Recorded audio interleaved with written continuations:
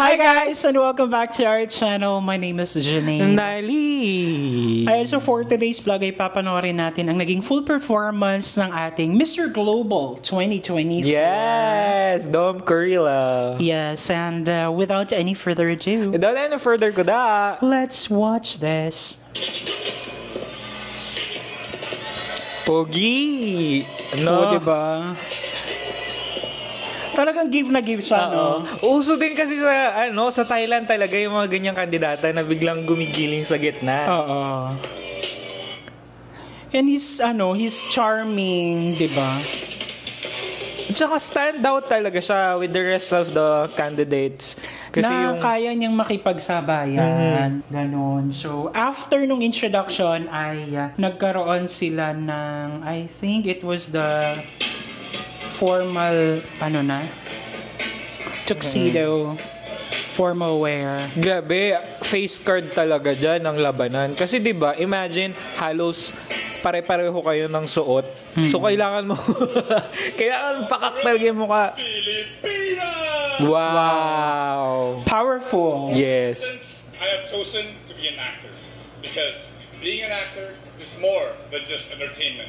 It is a way to tell stories. Meron ding something yung voice niya. Being an actor, you have the power to inspire the people around you and to significantly change the culture and the human experience. Yes.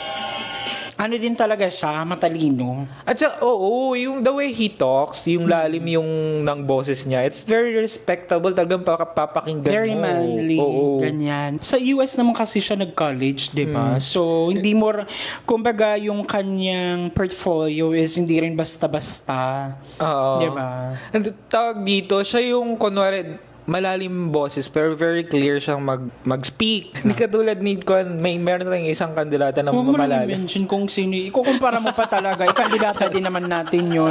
So, ayan, after noon is we have the swimwear. He worked a lot to different jobs before he landed at his... Di ba yung kahit na hindi siya ganun ka-maskulado, titikman mo?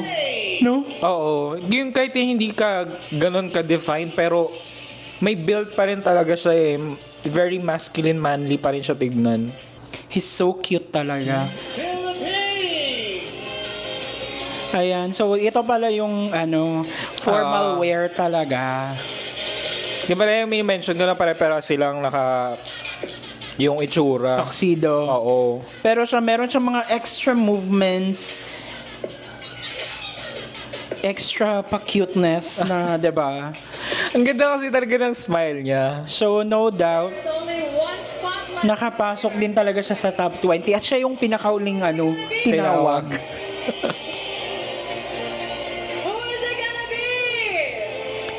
Philippines! Please welcome, Philippines! Yeah. Grabe, mafe-feel mo rin sa boses ni Tunying talaga na malapit yung pinasa puso niya. Finalists, these gentlemen are one step closer to the title of Mr. Global 2024. The competition is about to get even more intense as they move into the final stage. So ayan, after nun is yung kanilang casual wear. So dito, nag-orange siya na black yung inner. And then brown leather shoes. May pa-slow mo, diba? Grabe yung nag-train sa kanya na mga pasarela niya. Meron talaga siya mga extra movements na hindi mo inaasahan na, Advancing into the next... Kaya nag-advance naman talaga siya sa next round. Yung iba niya, pag ginawa ng iba, parang it would be cringe and awkward. Pero siya, ang galing lang. Napansin mo dun sa lahat ng candidates, even dun sa top 10, siya yung pinakamatangkad. So talagang agaw pansin.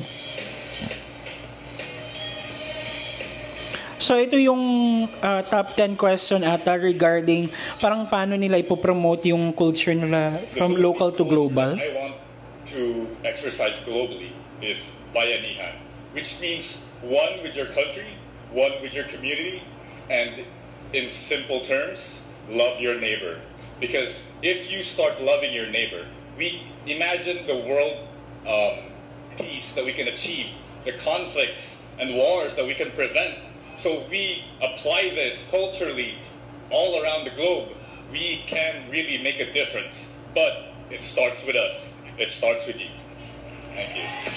Wow. Grabe. Like, siya naman yung pageant king na, kumbaga may essence, may laman. Oo. Like, you know. Oo. Very intelligent and smart talaga. And the way he speaks, hindi siya yung ganun ka, kumbaga, smooth and flowing, pero dahil dun sa mga poses niya and yung pagtingin niya sa audience, it adds a conviction and heart and personality. Kumbaga naging impactful din talaga siya. The first delegate to make it to the top 5. Kaya pasok na pasok talaga si Philippines sa top 5. Dito, una na siyang tinawag.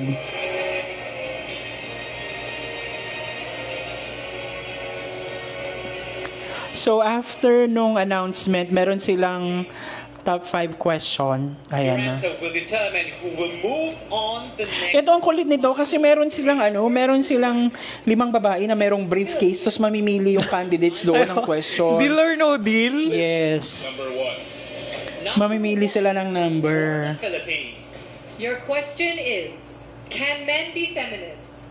Please provide reasons to support the answer. Men can be feminists. It doesn't matter what role you do, as long as you do it with passion, with care, with friendship, and with love. In today's society, we cannot choose where we will end up, but we can choose how we end up there. So, with this, men can be feminists. Thank you. Yun yung lang talaga. Ang galing nung nag-train sa kanya because hindi nakalimutan yung dapat may powerful ending.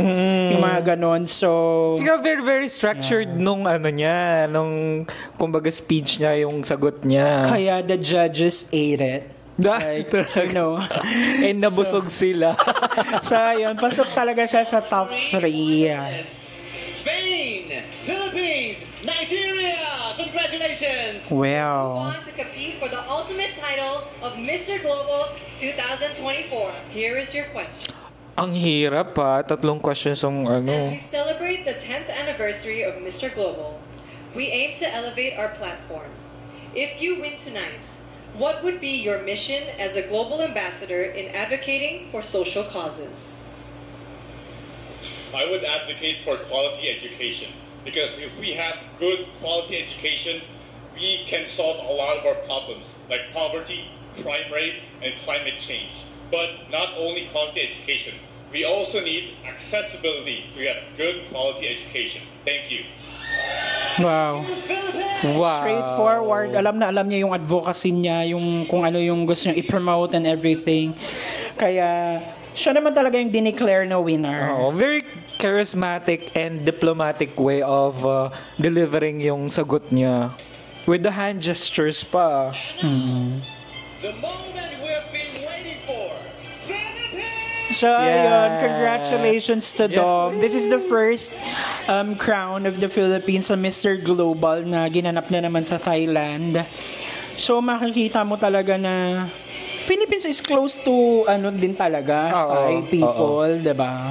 And yung naging run niya, yung performance niya is close to perfect talaga. And it's very surprising na hindi natin siya nakikita before siya sumalang ng Mr. Global. Hindi ganun kaingay. Pero sumali na rin siya sa isang pageant sa Philippines 2021, 2022, I think. Ganyan. Ito pala, ang ganda nung nila kasi instead na crown or cape, meron silang pa blue sash. Hindi, tsaka yung blue na, itong blue na blazer. Okay.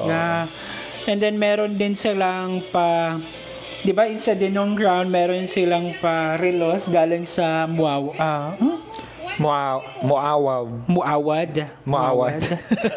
Nakakabulol. Pero, nakakatuwa, diba? And deserve talaga ni Philippines. Kumbaga yung brand na Mr. Global fit talaga sa kanya and he exudes the brand so well na Yes.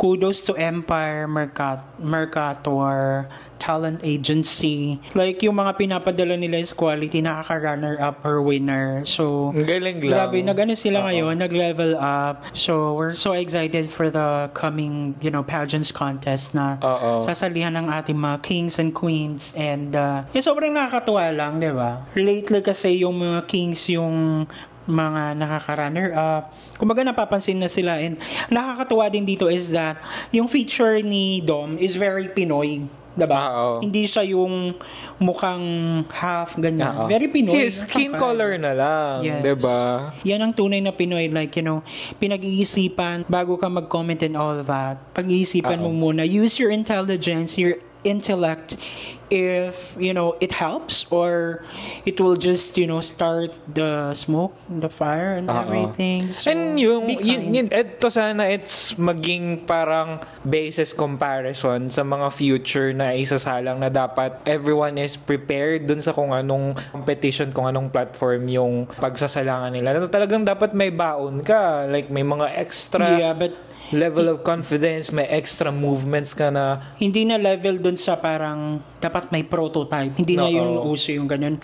Ano lang talaga, ready, tsaka may laman. Thank you so much at sinamahan nyo kami sa nagdaang video. If you like this video, don't forget to give it a thumbs up. If bago kayo sa ating channel, don't forget to subscribe, hit that notification bell para updated kayo sa ating mga next uploads. And guys, thank you so much for watching our videos. We have a lot of videos done and we have a lot of videos coming. So keep watching us in the next video. Bye!